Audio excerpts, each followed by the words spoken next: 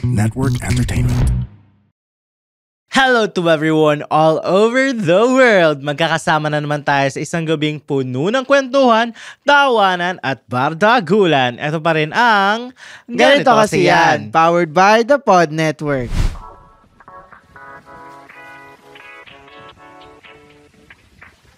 At kasama nyo pa rin ang inyong... Hindi mo na naalala? Ang iyong tagline, ang iyong moniker. Grabe naman tong ang season 8 na to, Jacob. Anong tawag sa akin? Wandering Go-Getter. Take to go. Hindi, okay na. Ikaw na mag-introduce. Ikaw na. Kasama niyo pa rin ang kanyang Wandering Go-Getter ng Quezon City na hindi maalala ang kanyang nickname. Ano ang pangalan mo? Ako si Jacob. At kasama nyo ang inyong breadwinner baby boy ng Rizal na tandang-tanda niya ang kanyang moniker. Parang parang nagka-amnesia tayo bigla. Oo, kasi syempre pinaninindigan niya pagiging baby boy. So, hindi mo pinapanindigan ang iyong pagiging wandering go-getter? Nag-wander nga ako today, kaya nga ako na-late. Kaya nga So, ayun. Ang tagal na natin hindi nagre-record. Oo. Tama ang tagal kitang hindi nakita. OA mo, wala namang isang buwan. Few weeks lang. Seryoso ba? Oo. Feeling ko hindi kita nakita ng 3 buwan eh. OA mo, 3 linggo lang. Oh my gosh. It felt like 3 years. Tsaka, Diyos ko, nag-podcast tayo nitong Sabado lang. 2 hours yun. Anong Sabado? Saturday night yun. Oo. Sa call, diba? Oo. So, na-miss mo ako. Sakto lang. Ba mamaya, gawin na namang, gawin na akong bunot pag sinabi ko na-miss ko si Lance. Baka binubunot tayo dun sa episode natin ng Sabado, Jacob nakalagay nun.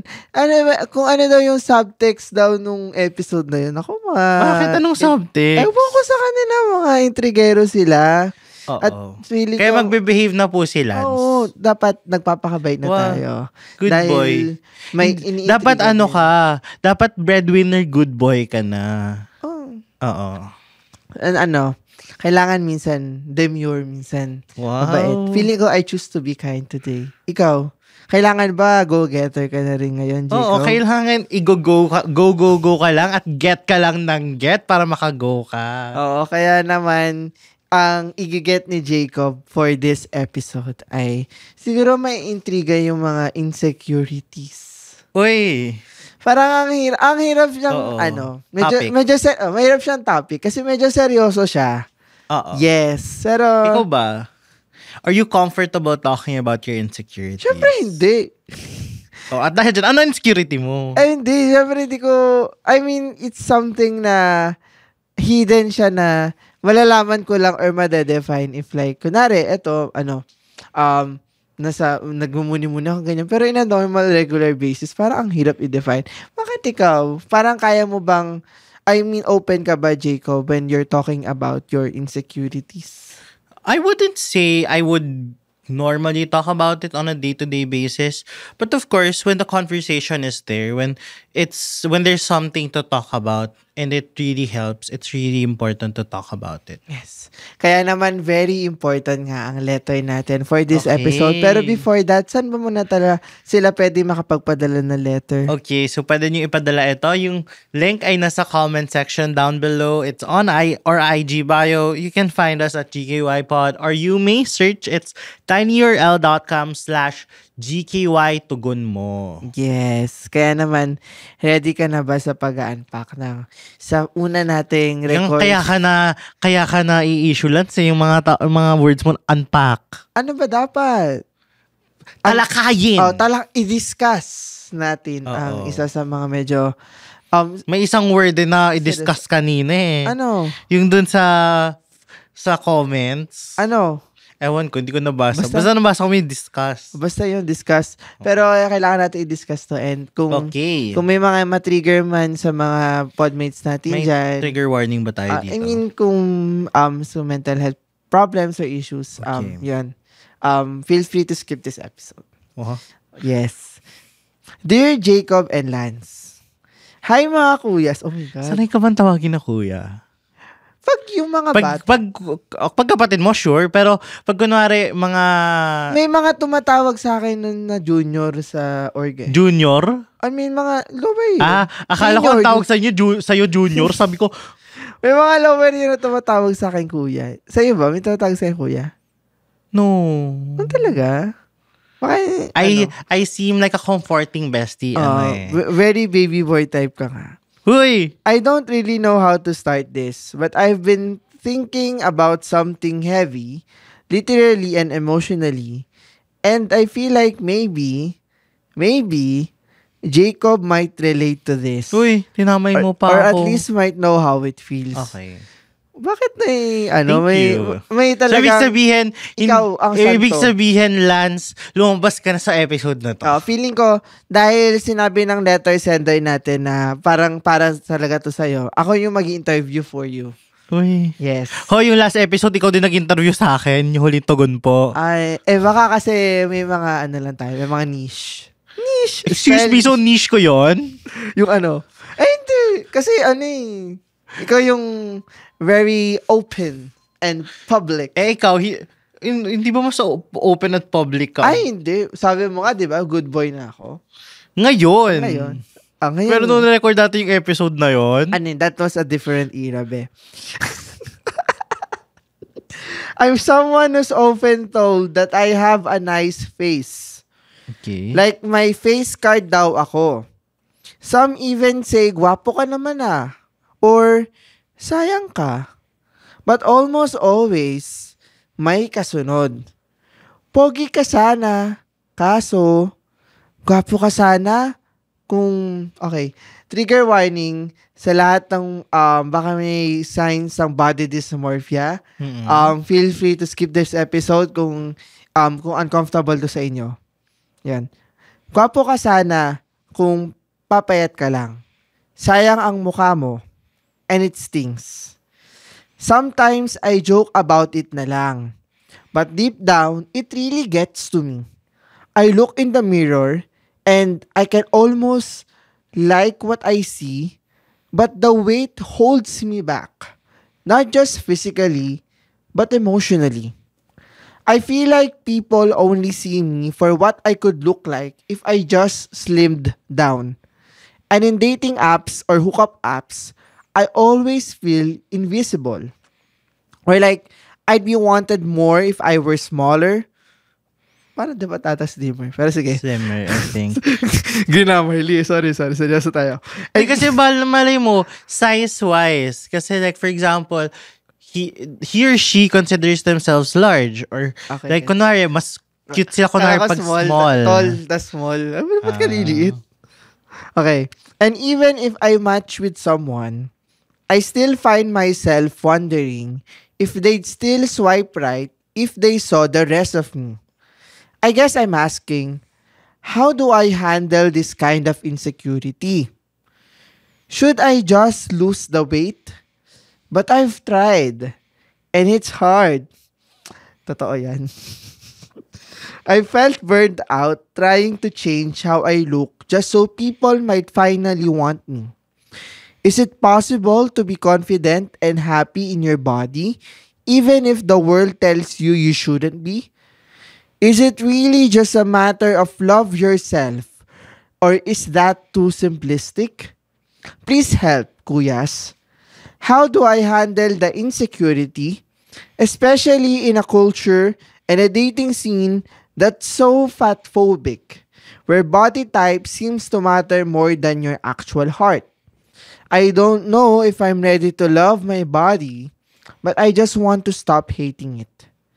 I just want to feel like I'm already enough. Nagmamahal, soft, all in the wrong places. Jacob, tugon po. You say that you just want to be enough, but all I can say is that who you are right now, who you already are, if you are happy with who you are, don't let the world tell you who you should be. You are enough. Lance, tugon po.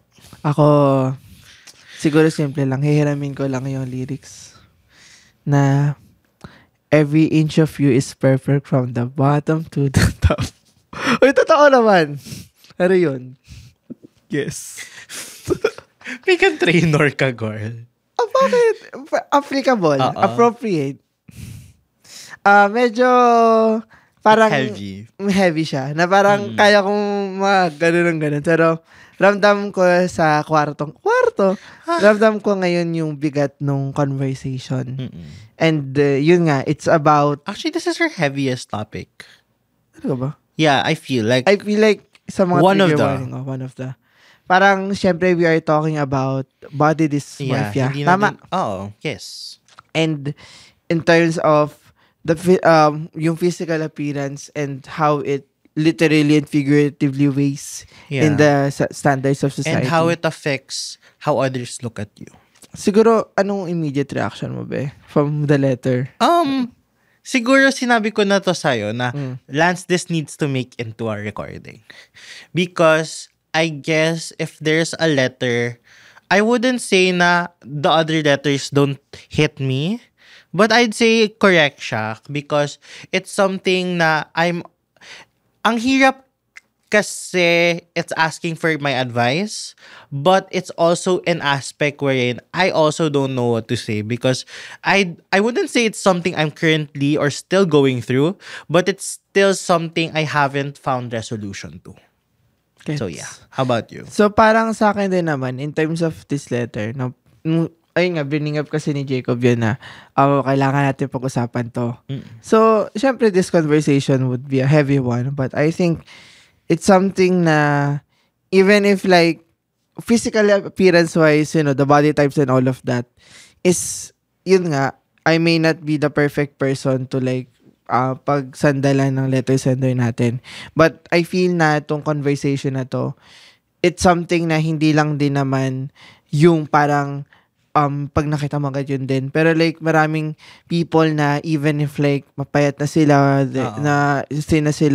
they face anorexia, bulimia, yung body dysmorphia, and even ako sometimes na I can get to relate nung how one would really try to fit in dun sa standards to make them more attractable or may appeals based sa standards of society. And I think this letter proves that such standards really suck. Na parang ang pangit na kailangan pa natin pag-usapan to. Hindi dahil ayaw natin pag-usapan to, pero bakit parang kailangan siyang maging big deal? Yeah. Kasi 2025 na. Parang kung we are embracing inclusivity and diversity and all of that, why can't we grasp and really embrace the fact that we are all different in terms of our how our body looks like. Yeah. And if different tayo dun, we should embrace it and parang we should look beyond such physical characteristic and what's really inside the heart and mind. Yeah. And siguro, I just wanted to agree with what the letter sender said na parang, tinry niya naman eh. It's not like, siguro, that's where I wouldn't say, I don't know, but, parang it's not really your choice to be like that. Yung parang as much as you wanted to do something about it. It's just that your body's not cooperating with you. So, parang it's also hard because you yourself, I think the letter sender admits from there na parang as much as you say that you want to be happy about your own body, there's also that aspect in you that wants to change it. But I can't help but think na is that you're not accepting you because of how others look at you? Or is it because you're not really happy? Kasi there's two things. That's two things. Kasi you might not be happy because you yourself are not happy about it. Like you want to change something about it. Like you want to take action about it. Or you yourself, you're happy, but you're just not happy because you know that society is not giving you, parang not loving you in ways that you love yourself. Yes. Yun din, yung point of happiness really, in terms of like, one's acceptance in their physical characteristic, especially their physical body. Kasi kung you have the choice na kung gagawin mo yan para sa sarili mo, like you would burn weight, you would work out, and all of that, hindi naman sa nire-restrict ka ng society, nire-restrict ka namin at pinagbabawalan. Pero yung gantong efforts kasi, yung pag-workout and all, that should really come from you.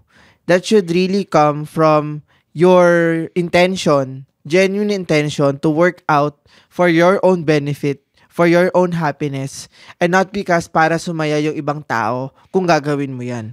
Kasi if like you would explore the option, parang sinabi naman niya na sinubukan niya pero mahirap naman. Oh, Parang yun, parang gets kung sinubukan mo lang siya para lang dun sa sasabihin ng iba na maganda sana tungkol sa'yo.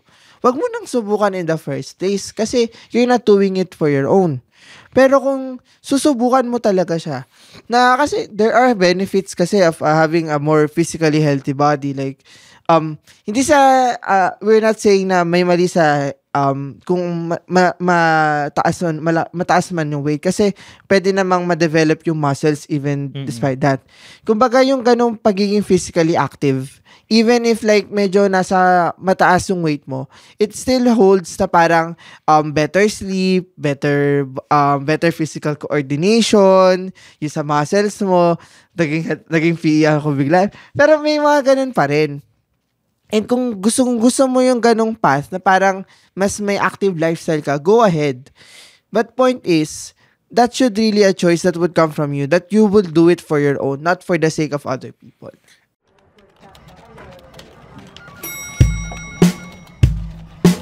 Hello everyone! Ako po si Baus Rufo, ang host ng podcast na Kaya Pa Ba? Ang pinakabagong talk show kung saan tinatanong namin kung kaya pa nga ba talaga? No, it's an interview show featuring my favorite content creators, celebrities, or just my favorite taga-benta ng turon. Who knows? Go listen to it now on Apple Podcast and Spotify. Siguro, I just wanted to speak on the I don't want it to be misconstrued as well. Kasi parang I think this was also discussed nung Sparks Camp na parang physical fitness or being physically active is not really correlational to your body size. Because like if you remember Pipoy isn't really your conventional physically active person. But we can see from his VTR na he's someone that's very, very active. Like he does sports, he does this and that. But he's not your conventional. So, I'd say na we can't really pinpoint physical activity or being physically healthy with body types. Totoo. Hindi mo kailangan magpapayat just to say that you're physically active. Yeah. I think that's the main point of it. Na parang, you can do all of that while still kung yan din, kasi mahirap yung mahirap magpa-lose ng weight. Kung tama ako, ewan ko, di ako nag-gym. Pero parang from what I've read, na mahirap siyang gawin, especially kung ganun yung metabolism mo, ganun yung habit mo, maraming factors eh. Pero it's not just really one way to be physically active. Pero siguro, balik natin yung conversation na bakit niya kailangan gawin and yung pangangailangan na maisip pa na makatulad ng letter sender natin na gawin yun. Parang gets kasi ang hirap din eh. If I would place myself on his shoes na sabihan ka ng pogi ka sana kaso ganito ka eh. Okay ka sana eh, bet sana kita kaso ganito ka eh. Parang ang fucked up ng standards ng society natin for people to think that way. It's really, really fucked up. Na bakit mo huhusgahan yung tao na paano kung mabait naman siya, genuine siya, green flag siya. may ideal characteristics yung tao, pero dahil lang ganun yung body type niya, ma-judge mo? Or wala na yung lahat? Parang it's really messy. Do you think? Yeah, it is really messy. And it's really hard to be on the receiving end of it. Especially if you feel like parang siguro for the longest time, yung ko is parang a big insecurity is always cracking up on the level of cute. But never going beyond that. Can you expound? Parang, diba there's this correlation between people who are on the heavier side of the scale as cute. Mm. Na parang, oh, cute. Because you're fluffy, because you're soft, you're cuddly, and everything. And honestly, that statement, yung pogi ka sana, was, I was on the receiving end of it. So it kinda, there was kind of emotions that's flowing from that letter. But yeah, for me, it's really hard because parang for example, you're always on the cute side because you're fluffy, because you're soft. But you're never on the poggy side because the poggy side is the muscly, the thin. TDH. Yeah, not really TDH. You don't really have to be like the super. Basta yung conventionally attractive. Yung alam mo yung parang you can fit the conventional attractive side, but you're just not conventionally fit. Gets. Parang there's that aspect of it, of the Venn diagram. Now you're supposed to be in the middle of the conventionally attractive and conventionally fit, but you're not one of that. So you're not you're not fit their standards. So it's really fucked up. It's really sad. And parang you always end up thinking of what can you change about yourself to be more likable or to be more appreciated, because let's accept the fact na it changes your likeliness ratio. So yeah, for me, well, it can change for you. I hope that things gets better. I know there's a lot of insecurities. Kasi like for example, ayaw ako kung na-tweet ko to or nasa dump ko to. But parang I saw this grade 9, grade 10 photo of me or grade 8. Sabi ko, uy, if it's you could have had a jowa by now. You're, I don't know. I mean, gets yung nararamdaman mo, pero I feel like you're someone that could be loved by someone. Even if like, you're not that, even if hindi ganun yung body size mo. Like, yung parang for me, parang, why? No, but parang ako, personally, I just had that photo na parang, I just had that reaction parang, oh, even me, I would date you if I saw you. So parang, yeah, so parang if that guy grew up and then kept the same person that he was, that could have been. Siguro, Jacob, since yun nga, you've opened that up. I don't want it to be coming from me asking those questions to you, but how were you able to deal with such remarks that you'd receive, or yung ganun ngang hindi, not so much of a positive perspective? Of course, you take it. You have no choice but to take it. I mean, not really take it, like accept it. But you take it na, I don't, parang rather than mabuisit pa ako sa day ko with that, or parang let it affect me, I was just like, at least you think I'm cute. At least. Pero like, do you want to like, parang do you see those remarks, or like, even like how you see your physical characteristics right now as something that you really embrace as your strength, or parang nararamdaman mo rin yung feeling that I send mo na, this could be like, sana ma-improve ko pa, or sana ma-change ko pa for your own benefit? It was always an insecurity. Like, I had this dark face at a certain point of high school kasi that's when things changed. And my comfort was with food during that time. Pandemic? No, before that. Pre-Q&A and then a bit after Q&A. So, yun. It was a dark phase, and of course, I didn't want that to happen. But parang, yun. What was the question again? Parang, how did I embrace? Or like, yun nga, do you embrace it as your strength, or do you see it something na gusto mong i-change? Siguro kaya din ako na-hit nung letter because it's something that still is something I am going through. yeah, I had this discussion with a friend wherein I na parang regarding my insecurities na parang honestly when people joke about it, I just laugh it off. I just don't want to act as if I'm affected. But deep inside, yes, I am affected. It's still an insecurity. I'm still it still affects me, those kinds of comments. I am still dealing with it. I wouldn't say I'm someone na I love myself na I don't care what I hear from people because tao lang din ako. Totoo. Parang ano lang din. But siguro I am dealing with it by first doing something about it. Like honestly, sometimes it's really hard to get moving, but I started to get moving. Oo, nakikita ko yun sa story Yeah, mo. you see it. Ano yun?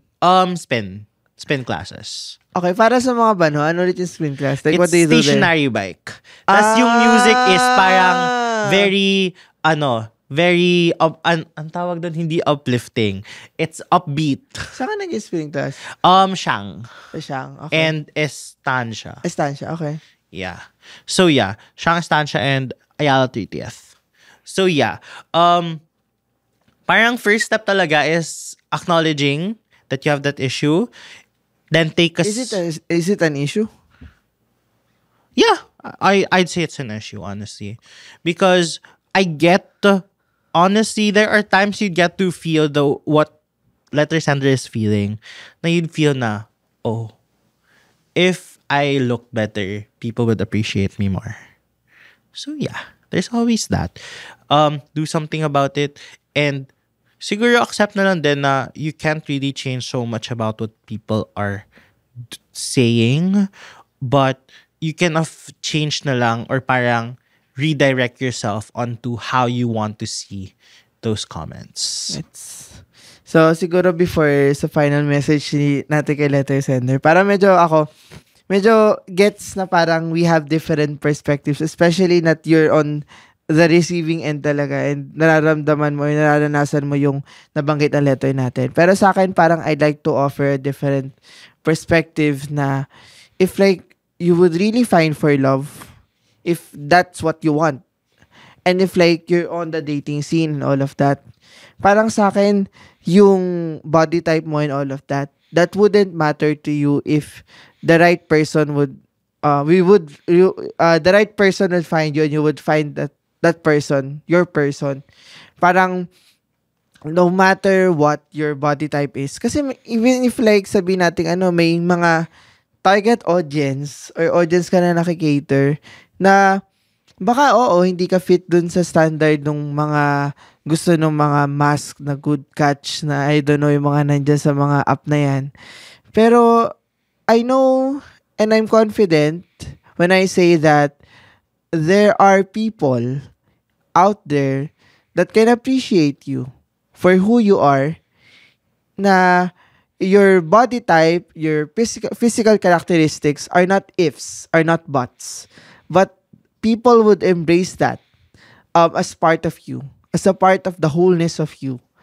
And I hope that you would meet those people, even those people, not meaning na para mga jowa lang yan all, but like your friends, loved ones, people that you would meet along the way that would not throw such negative comments on you. I'm coming from that positive perspective, and from that, parang sana hindi mo na ulit maranasan.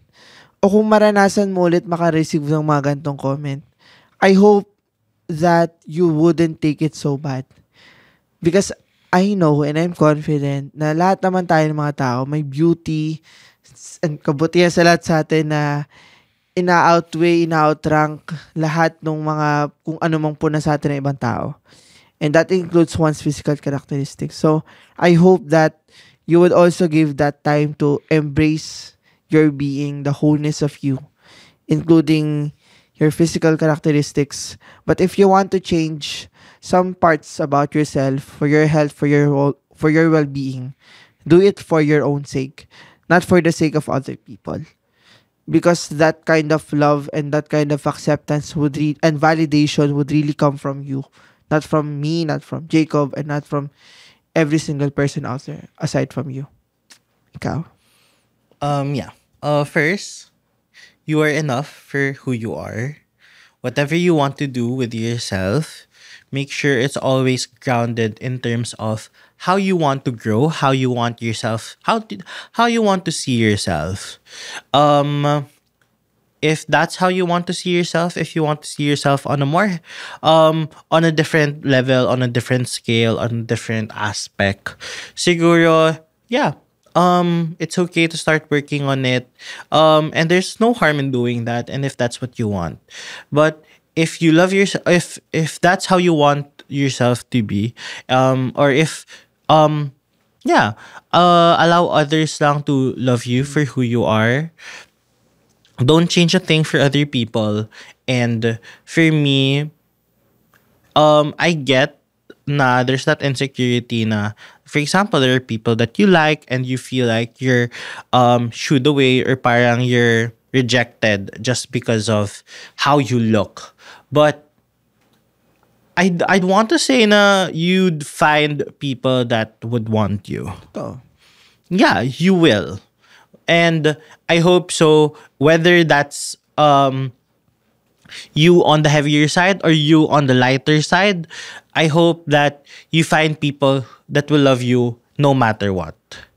Because if, for example, there are people that already don't like you for who you are, and then you start changing yourself and then they suddenly like you, and that shows how Hindi ka tanggap ng mga tao. there's a word for that. Wait lang. If how babaw or how shallow they are. Shallow. Na parang they only like you for your physicality. And they're not genuine to you. Yeah. So, be careful then with that. Yon. But all the best and so much love. If there's something else that you wanted to open up pa, I'm always here on DM. DM mo siya. Yes. Mabigat ang letter natin. No pun intended. Pero mabigat din yung talagang usapan natin ngayong episode na to. And podmates, kung may ganito man kayong problems sa pinagdadaanan, feel free na hit us up sa DMs or sa Tugon Po form natin para mapag-usapan natin. And sana nakatulong din sa letter Sunday natin yung mga advice sa binigay natin for this episode. And I hope I hope this is a step towards a direction wherein you can send us Tugon Po letters that are not about love or relationship. Kalat. Yeah, we can be this serious. And siguro, there's that aspect of us din naman na we also wanted to share. And I'm glad na, kasi parang, I think it's a common comment na parang you don't really see much of us personally. So I hope that through this episode, we were able to show you a more personal side towards who we are. Yes. Kaya naman, yun nga, again, magpadala lang kayong letter dyan sa tinyurl.com/gkytugonmo. Kung nagustuhan nyo itong episode na to, what if naman, i-share nyo to sa mga social media platforms. Itag nyo kami sa GKY Pod on all social media platforms. Ako naman, LNCRVDA on Instagram. At ikaw naman, Jacob. The Charles Jacob on social media platforms. Yes, and wag nyo makakalimutan, nagre-release kami ng episodes every Saturday, kaya hit nyo lang yung 5 stars, stream nyo yung notification bell, and what if stream nyo na rin namang past episodes ng GKY Season 8 at sa mga brands yan, ito sa patagitokasyanpod@gmail.com, and matatagpuan nyo rin pala kami sa YouTube, sa The Pod Network Entertainment, at yun, wag natin kakalimutan na ano nga ba ulit yung kanta ni Meghan Trainor? Every inch of you is perfect from the bottom to the top. Yes. At pa rin ang Ganito kasi yan. The opinions of podcast creators, hosts, and guests are not necessarily reflective of the official stance of the Pod Network Entertainment, its hosts, or other network programs. The content created by the people behind the podcast is personal and not meant to harm any religion, ethnicity, group, organization, company, or individual.